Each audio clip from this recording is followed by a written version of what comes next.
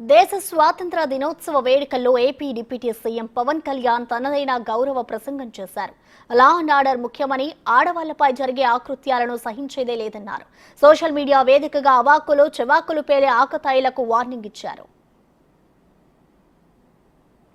అన్ని సభల్లో అధికారులందరికీ కలెక్టర్ సదస్సులో ఒకటే చెప్పాం, లా అండ్ ఆర్డర్ చాలా బలంగా ఉండాలి.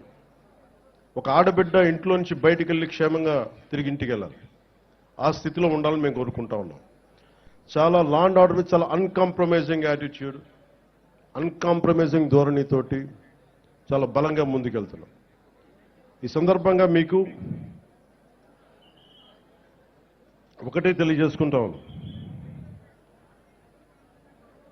ఒక చిన్నపాటి సంఘటన యూపీఏ 2 గవర్నమెంట్ ఉన్నప్పుడు మున్సిపల్ నగర్లో ఒక ఆడబిడ్డని, ఒక వర్గానికి చెందిన ఆడబిడ్డని ఇంకొక వర్గం అబ్బాయిలు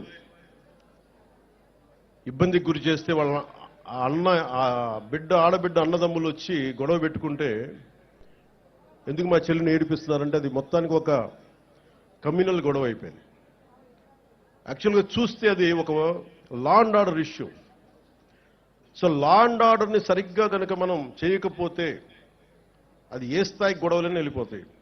అందుకని ఈ ప్రభుత్వం లా అండ్ ఆర్డర్ మీద చాలా బలమైన నిర్ణయాలు తీసుకుంటుంది.